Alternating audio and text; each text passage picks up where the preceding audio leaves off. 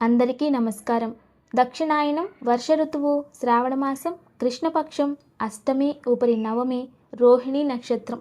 ఈరోజు విశేషమైన రోజు. నవమి పైగా మంగళవారం కలిసొచ్చింది. మంగళం అంటే శుభం.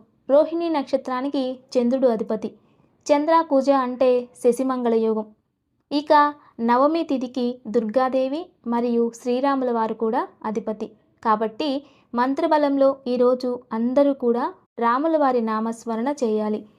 ఓం సీతారామాయ నమః, ఓం సీతారామాయ నమః, ఓం సీతారామాయ నమః అనే నామాన్ని జపించాలి.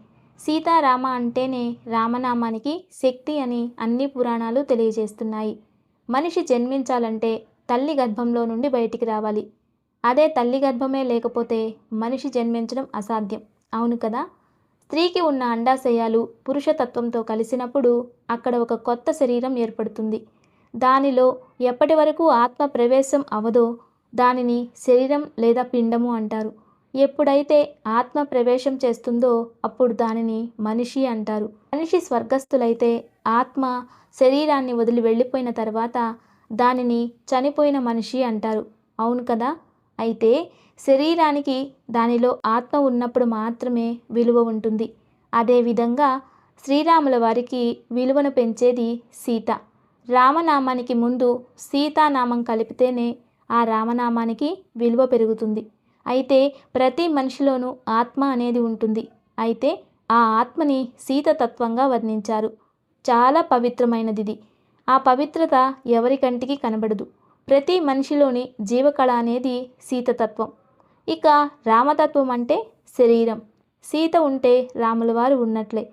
రాముల వారు మంచిగా ఉంటే సీత అక్కడ ఉన్నట్టే. శరీరం ఎప్పటి వరకు ఆరోగ్యంగా ఉంటుందో అప్పటి వరకు ఆత్మ ఉంటుంది. ఎప్పుడైతే శరీరం అనారోగ్య వ్యవస్థకు చేరుకుంటుందో అక్కడ నుండి సీత వెళ్ళిపోతుందట.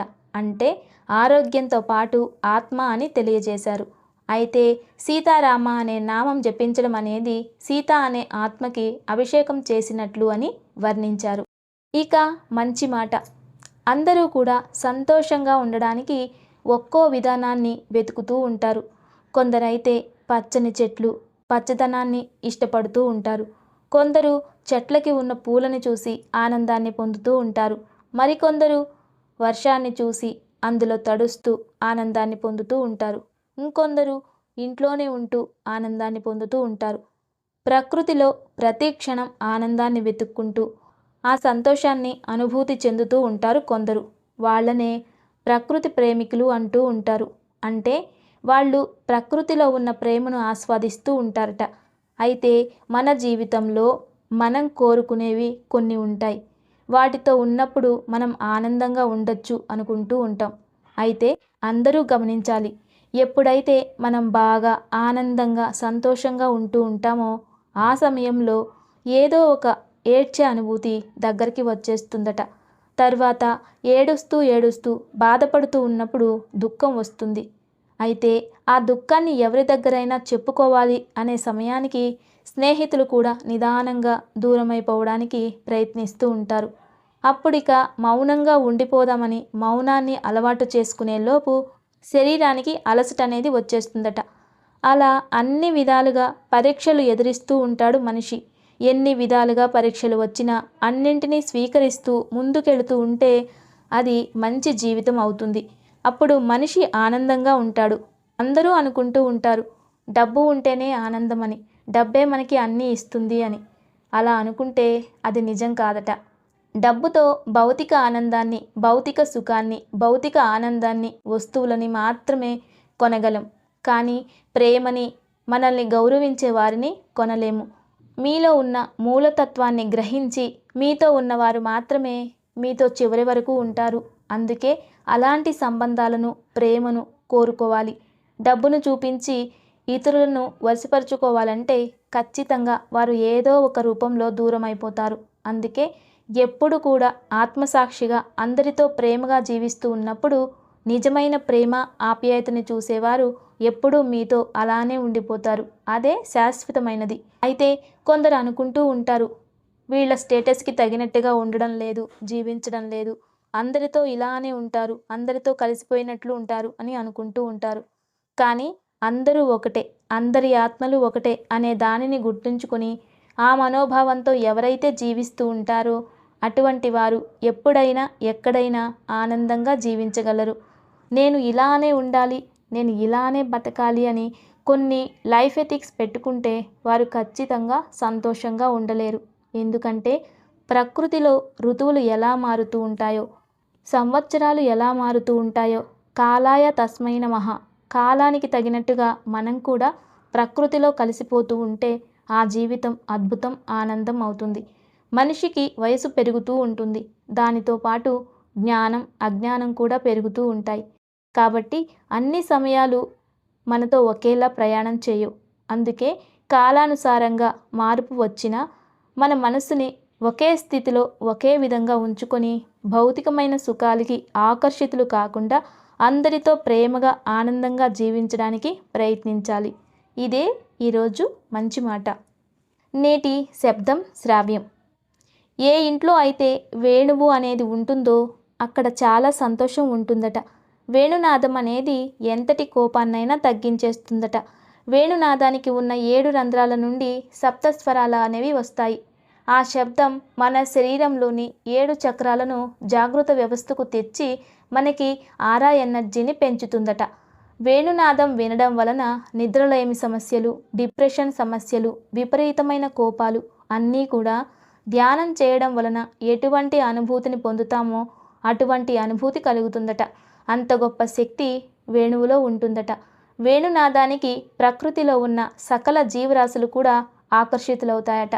కాబట్టి ఇంట్లో ఎప్పుడు వేణువుని ఉంచుకోవడానికి ప్రయత్నించాలి. ఇక దివ్యమైన ఆయుక్షేమం. బూరుగమాను బంక, బూరుగమాను చూర్ణం. ఈ చూర్ణాన్ని 1 టీ స్పూన్ ఉదయం రాత్రి 2 పూటలా ప్రతిరోజు 4 నెలలు తీసుకోవాలి. దీనివలన జాయింట్ పెయిన్స్, కాళ్ళు లాగడం, పాదాల నొప్పులు లాంటి వాటిని తగ్గిస్తుంది. అంతేకాకుండా దీనిని సేవించడం వలన జీర్ణ వ్యవస్థ కూడా బాగా పనిచేస్తుందట. రోజు రాత్రి 1 గ్లాసు గోరువెచ్చని నీళ్ళలో 1 టీ స్పూన్ కలిపి సేవించడం వలన బరువు తగ్గుతారట. అంతేకాదు ఇది హృదయ సంబంధిత సమస్యలను తగ్గిస్తుంది. పురుషుల్లో పురుషతత్వాన్ని పెంచడానికి కూడా దీన్ని ఉపయోగిస్తారట. దీనిని స్త్రీ పురుషులు ఇద్దరూ కూడా సేవించవచ్చు. ఇక దివ్య పూజ. రేపు బుధవారం.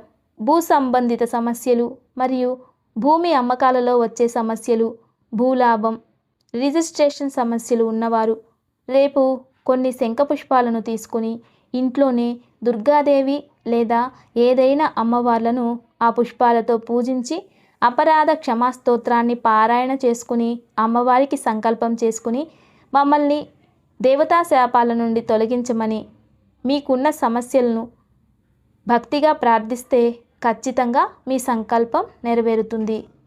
ఇక నేటి ఆలయ దర్శనం. ప్రతి ఆలయానికి తనదంటూ ఒక ప్రత్యేకత ఉంటుంది. ఈరోజు మంగళవారం.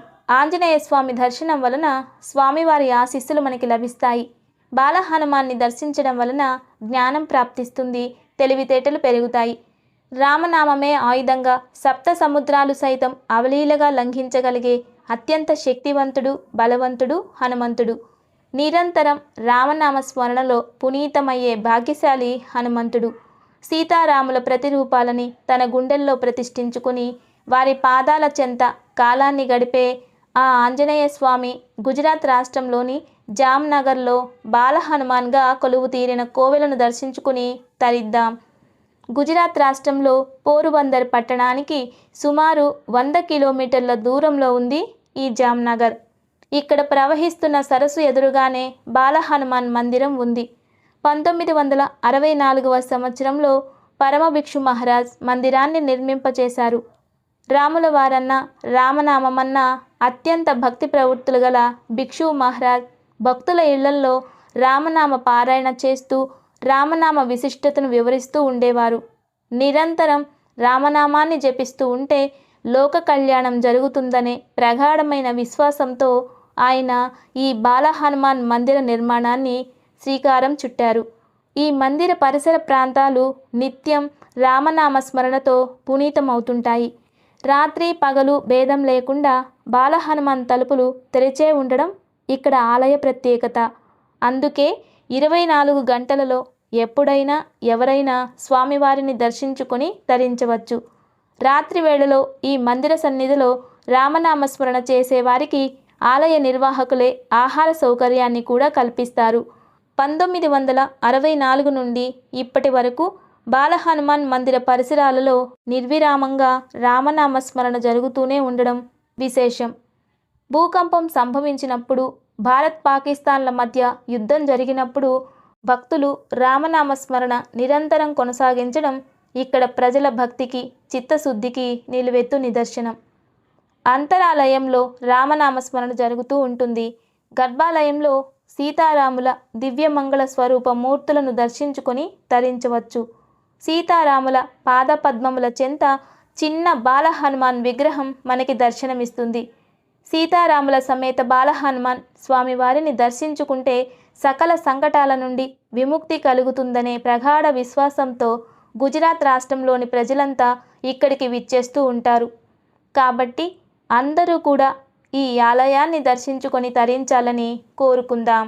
ఇక దివ్యమైన యోగక్షేమం, వివాహ ప్రాప్తికి, శత్రువుల నుండి విముక్తికి ఈరోజు సాయంత్రం పాలల్లో కుంకుమ కేసరిని కానీ నాగకేసరిని కానీ కలిపి దుర్గాదేవిని అభిషేకించాలి.